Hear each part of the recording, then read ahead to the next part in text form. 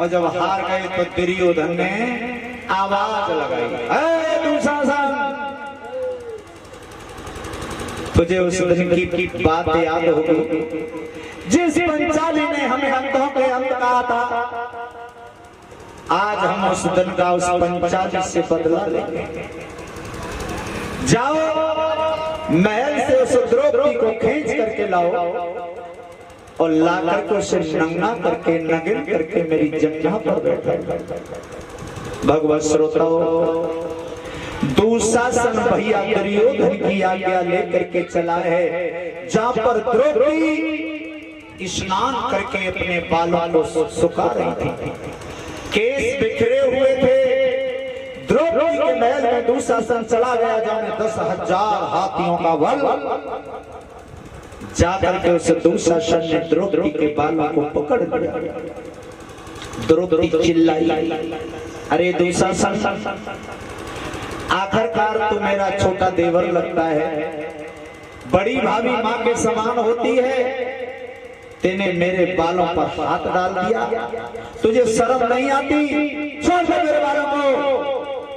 दुशासन बोला, उस दिन की याद कर जिस दिन तेने हमें अंधों के अंत कहा था,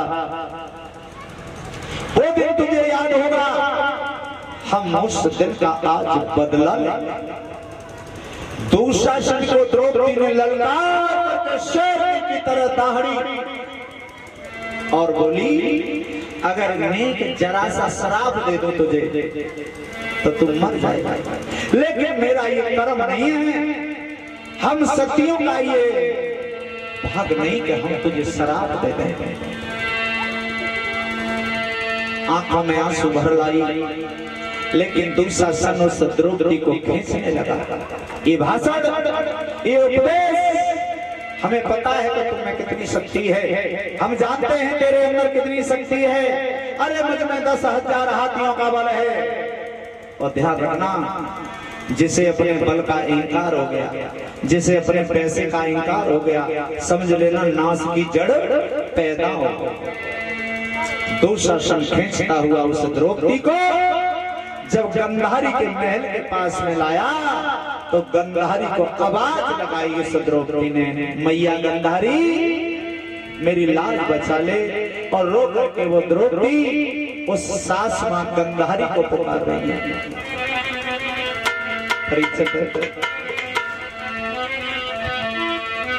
मात मेरी ओ गंधारी,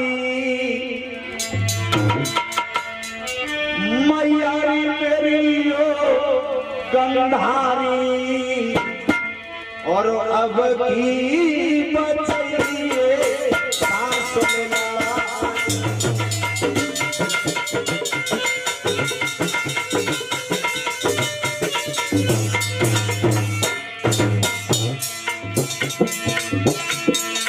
मैया मेरी ओ गंधारी, सास मेरी ओ गंधारी, अब की बचाइए मैया।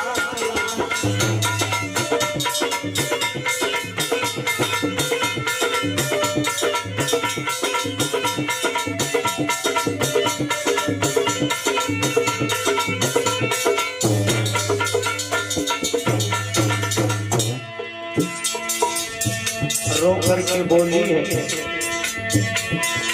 कर्म को कोई नहीं बचवरिया,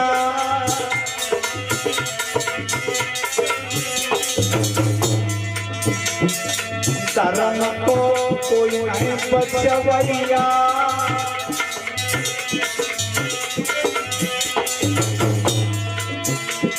डूब गई अधबर में नैया,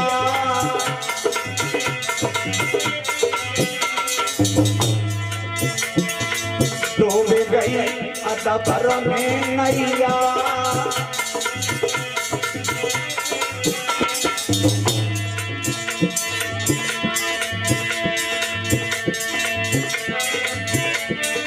मां निकल समझा ले,